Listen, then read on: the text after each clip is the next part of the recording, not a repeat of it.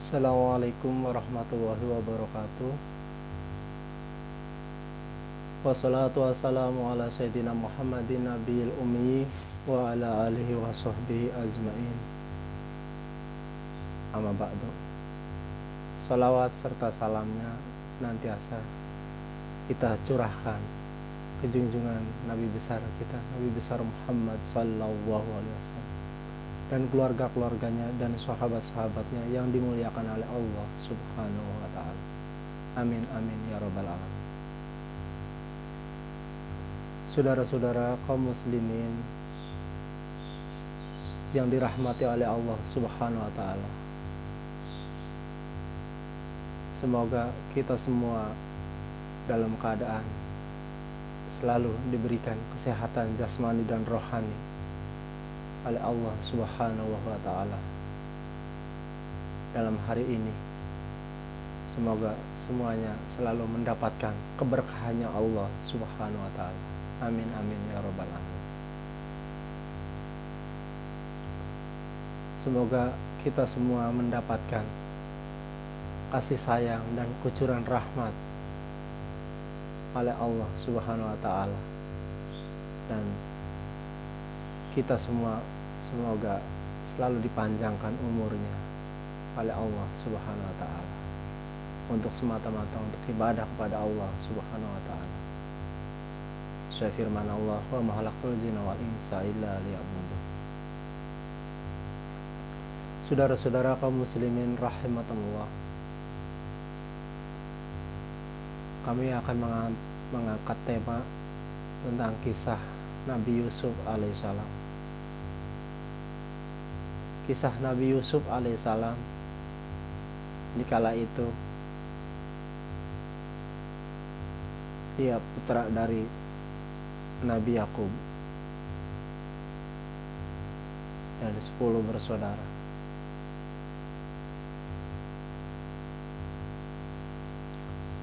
Nabi Yakub alaihissalam mempunyai 10 putra, dan yang sangat istimewa putra tersebut yang bernama Yusuf, yang kelak nanti setelah dewasa dia diangkat menjadi nabi.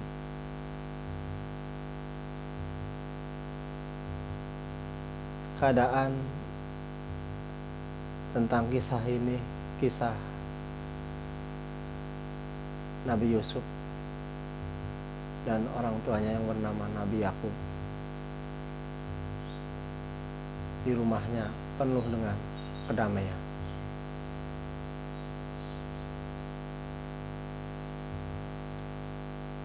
Dikala itu Yusuf masih kecil dan kakak-kakaknya benar-benar sangat selalu kasih sayangnya terhadap Yusuf, seperti orang tuanya mengasih sayang terhadap Yusuf. Dikala itu keluarga Nabi Yakub benar-benar keadaannya sangat luar biasa, penuh dengan kedamaian dan penuh dengan kebahagiaan yang datangnya dari Allah subhanahu wa ta'ala.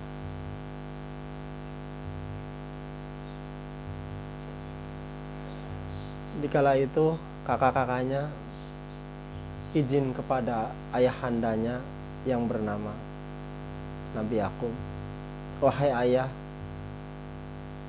ini kata kakak-kakaknya Yusuf, "aku ingin membawa Yusuf untuk pergi ke bukit."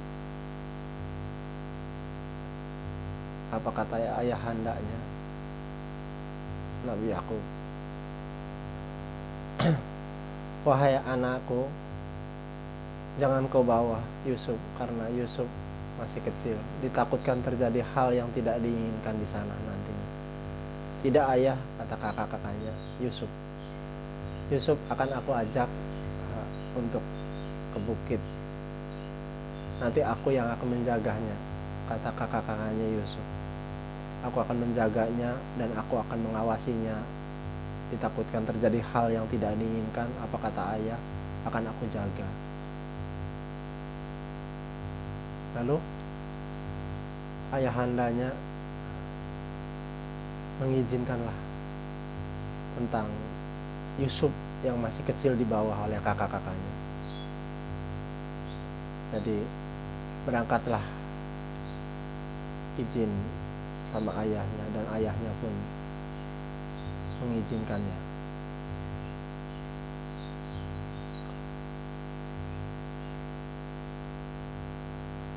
Saudara-saudara kaum muslimin rahimakumullah,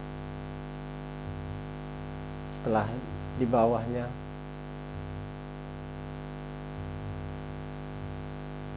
Yusuf, ayahandanya Nabi Yakub selalu teringat dengan ucapan Yusuf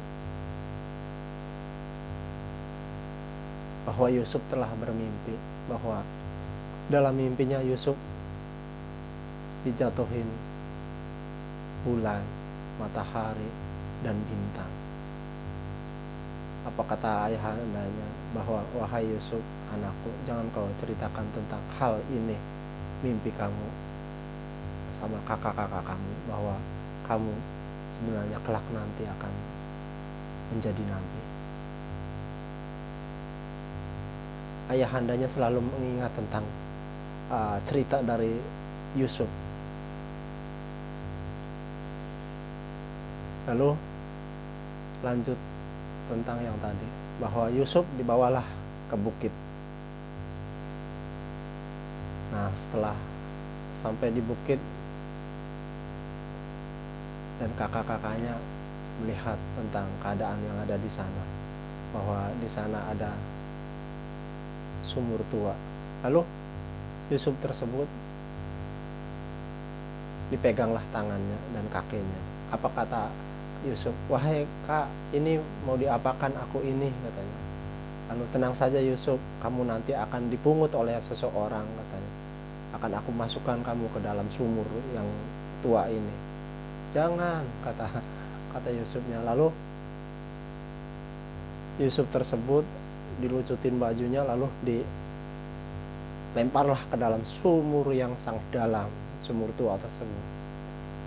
Begitu pas dia angkat, lalu dilemparkan setelah bajunya diambil, bajunya Yusuf dari badan. Lalu dia teriak minta tolong, dilempar ke dalam sumur.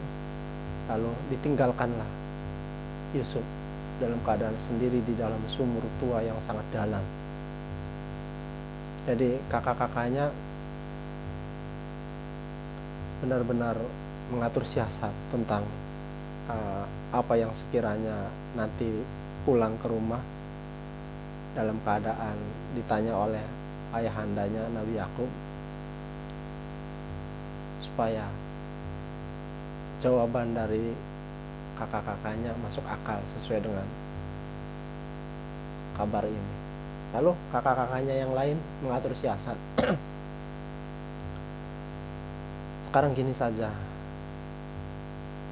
Yusuf, baju Yusuf kita lumurin darah aja, darah hewan. Lalu ada suatu kelinci tersebut dibunuhlah, lalu darahnya dioleskan ke bajunya si Yusuf. Nah, ini baju ini kita kasihkan aja ke ayah. Jadi kita bilang saja ke ayah bahwa Yusuf telah dimakan serigala. Jadi sebenarnya ada kecemburuan sosial, bahwa kakak-kakaknya itu merasa kurang kasih sayang oleh ayahandanya. Jadi kasih sayangnya beralih terhadap si Yusuf. Jadi merasa kecemburuan sosial, padahal tidak. Saudara-saudara kaum muslimin rahimakumullah, kembali tadi bahwa Yusuf alaihissalam ditinggalkan begitu saja di sumur tua. Lalu pulanglah kakak-kakaknya dan mengetuk pintu. Sudah sampai di rumah, mengetuk pintu. Assalamualaikum ayah. Lalu dibukalah pintunya oleh Nabi Yakub, orang tuanya. Wahai anak-anakku, kamu sudah pulang? Iya ayah. Lalu dia nangis, benar-benar pura-pura nangis, kakak-kakaknya. Kata ayahandanya, wahai si Yusuf kemana? Katanya, engkau pulang tidak membawa Yusuf. Ayah, Yusuf sebenarnya telah dimakan binatang buas. Jadi ini buktinya bajunya berlumur darah, katanya. Apa? Kata ayahandanya, kaget ayahandanya. Lalu, tidak mungkin ini terjadi seperti begini, katanya. Iya ayah, katanya, kata kakak-kakaknya Yusuf. Padahal Yusuf tersebut ya dilempar ke dalam sumur yang sangat dalam, di sumur tua yang ada di bukit sana. Lalu ayahandanya nangis. Kamu benar-benar tidak bisa menjaga adik kamu, katanya. Lalu menangislah Nabi Yakub, selalu teringat terhadap Yusuf yang ditinggalkan begitu saja dan dimakan binatang serigala, kata kakak-kakaknya. Jadi ayahandanya selalu memikirkan keadaan Yusuf, sehingga baju tersebut yang berlumur darah diciumnya dan dipeluknya, bahwa bedah hati ayahandanya Nabi Yakub akan aku adukan kepada Allah Subhanahu wa ta'ala, bahwa ini rekayasa kakak-kakaknya aja.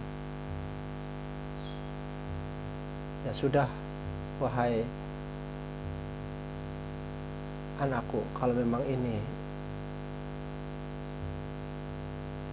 terjadi sesuai dengan apa yang kamu maksud, akan aku adukan kepada Allah Subhanahu wa ta'ala sebenarnya apa yang terjadi tentang keadaan Yusuf di sana. Minggu berganti bulan, bulan berganti tahun, sehingga Nabi Yakub benar-benar kedua matanya tidak bisa melihat, buta. Lalu kakak-kakaknya Yusuf benar-benar kaget, kenapa ayahanda kok tidak bisa melihat, katanya. Jadi dia menangis, kakak-kakaknya Yusuf, jadi menyesal tentang apa-apa yang sekiranya terjadi menimpa tentang ayahandanya, bahwa ayahandanya banyak menangis sehingga menutup kedua matanya sehingga buta karena memikirkan Yusuf. Lalu keadaan Yusuf di sana, di sumur tua yang sangat dalam, yang sudah dilempar ke sumur tua tersebut, datanglah suatu masyarakat yang ada di sana dan menimba air. Lalu dicemplungkanlah ember bersama talinya ke dalam sumur untuk mengambil air masyarakat penduduk yang ada di bukit sana. Setelah itu, jadi begitu pas diangkat, Yusuf itu naik di dalam ember tersebut. Lalu kaget, tersentak. Wahai anak,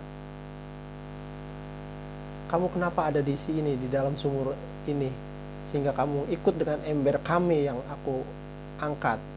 Aku sebenarnya mengambil air. Ada kamu, nak.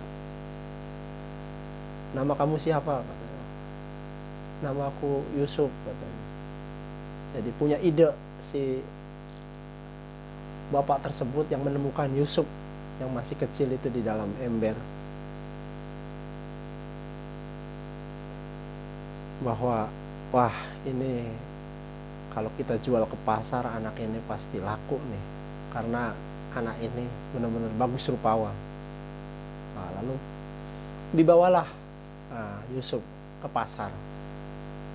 Lalu Yusuf tersebut dijual dengan harga yang tinggi.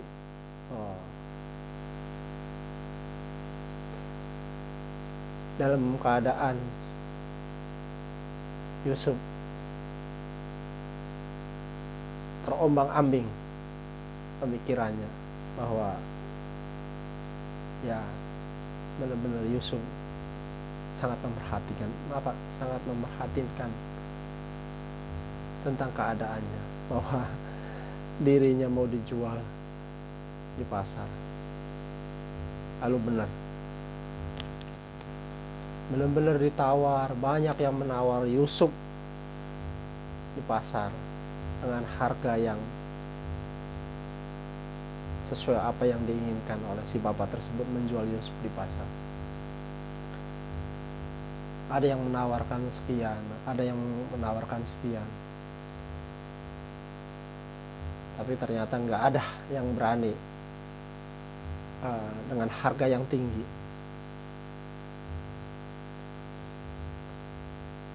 Lalu waktu itu raja yang penguasa di wilayah sana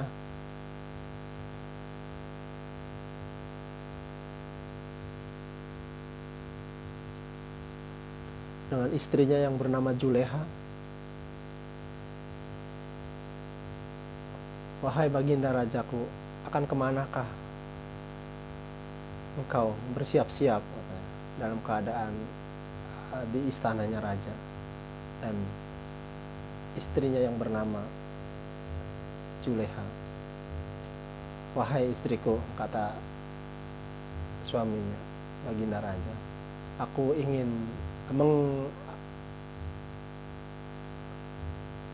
mengontrol keadaan masyarakat dan keadaan tentang wilayah yang ada di sini sekitar Mesir. Dan pamitlah suaminya. Lalu raja tersebut keluar dari istana dan dikawal oleh bala tentaranya. Lalu datanglah ke suatu pasar raja tersebut dan kaget, ada apa kok ramai sekali ini pasar, beda dengan biasanya. Setelah dilihat, anak kecil tersebut yang mau dijual dengan harga yang tinggi ada di depan mata. Begitu pas transaksi tawar-menawar, melihat dari dekat, raja tidak ada yang sanggup tentang harga yang tinggi. Lalu raja tersebut mengacungkan tangan, saya yang akan membeli anak itu dengan harga apa yang sekiranya kau inginkan, dengan harga yang tinggi. Lalu dibelilah anak tersebut yang bernama Yusuf. Lalu ditanya, wahai nak, nama kamu siapa? Yusuf. Ya sudah, sekarang kamu ikut istana, engkau sudah aku beli. Lalu dibawalah ke istana Yusuf sewaktu masih kecil. Lalu dibawa ke istana.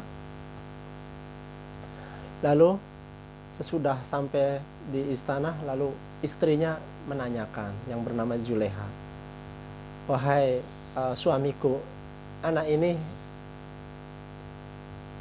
siapakah yang kau bawa kemari ke istana ini? Katanya, wahai istriku Juleha, ini anak ini akan aku pungut, anak ini jadi anak kita. Jadi ditanya oleh istrinya yang bernama Juleha, wahai nak, kamu siapa nama engkau? Lalu dia menjawab, Yusuf. Nah, setelah itu di istana digantilah nama Yusuf. oleh kesepakatan istrinya dan suaminya, raja tersebut. Dia memberi nama Yusarsib. Nah, diberi nama Yusuf diganti oleh beliau Yusarsib. Lalu tumbuhlah dewasa, selang bulan berganti minggu, minggu berganti tahun. Tumbuh dewasa, lalu Yusuf keadaan penuh dengan kedamaian di istananya raja. Dan benar-benar Yusuf tersebut sangat tampan dan berwibawa. Sangat tampan dan berwibawa Yusuf tersebut. Setelah Yusuf dewasa, Zulekha, istrinya raja, tertarik dengan Yusuf. Lalu keadaan raja sedang tugas di luar, Yusuf dipanggil untuk masuk ke kamar. Lalu Yusuf diajak oleh Zulekha yang mengangkat sebagai ibunya Yusuf. Lalu Yusuf tersebut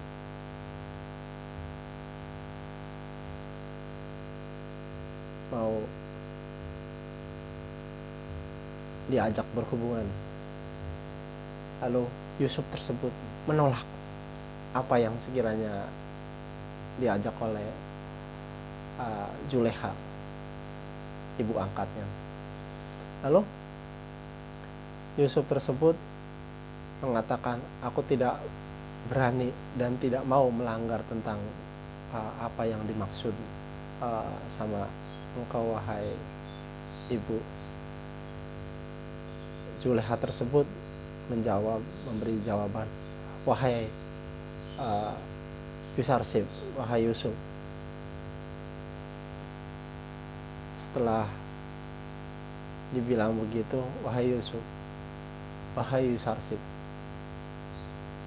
bahwa tidak ada siapa-siapa yang melihat kita, dan Baginda Raja pun sebagai orang tua angkatmu nggak ada di kamar ini. Ya sudah, kamu nurut saja apa yang aku inginkan. Tidak, katanya, aku sebenarnya selalu dilihat. Dilihat siapa? Kata Zulekha, dilihat oleh Allah. Allah Subhanahu wa Ta'ala melihat kita, Tuhan kita. Nah, sesembahanku adalah Allah. Dia yang maha menguasai segalanya. Dia maha pencipta dan maha dengan segalanya. Bahwa Allah lah yang melihat kita. Sudah Yusuf, kata Zulekha, ikutin apa yang. Lalu Yusuf lari dari dalam kamar, lalu ditariklah baju Yusuf, sehingga di belakang baju Yusuf robek. Lalu begitu pas keluar dari pintu, datanglah suaminya yang raja tersebut datang, lalu kaget, wahai Zulekha, istriku, kenapa itu Yusuf lari dari pintu, katanya. Dia pura-pura mengadukan bahwa Yusuf mau menodaiku. Lalu, benarkah begitu apa yang kau ucapkan, Zulekha, kata suaminya yang raja tersebut. Dia nangis bahwa dikumpulkan tentang orang yang berkepentingan, orang-orang arti tentang ilmu, dikumpulkan. Staf-staf yang ajudan yang ngerti dengan pembahasan tentang terjadinya Yusuf dan Zulekha. Wahai raja, jikalau memang Yusuf bersalah, apa kata ahli tafsir tentang menceritakan tentang keadaan tersebut, Jikalau memang Yusuf bersalah, pasti akan koyak di depan bajunya Yusuf. Berarti Yusuf yang bersalah. Tapi jikalau memang robek di belakang punggung baju Yusuf, berarti Juleha, istri raja, yang salah. Oh, seperti begitu. Iya, wahai raja. Lalu dipanggillah Yusuf. Begitu pas dipanggil, dilihat tentang keadaan bajunya, ternyata yang robek baju belakangnya, belakang punggungnya. Jadi bukan yang koyak di depan. Lalu, wahai Juleha, engkau sudah bersalah. Apa yang sekiranya kau tutup-tutupin tentang kebusukanmu, tentang perilakumu, bahwa sebenarnya engkau yang salah. Ini bukti yang nyata, sesuai dengan apa yang sekiranya kita lihat dan sesuai dengan saksi yang kita bawa untuk membahas tentang kejadian ini. Lalu Juleha malu dan benar-benar merasa bersalah dan minta maaf terhadap suaminya. Lalu Yusuf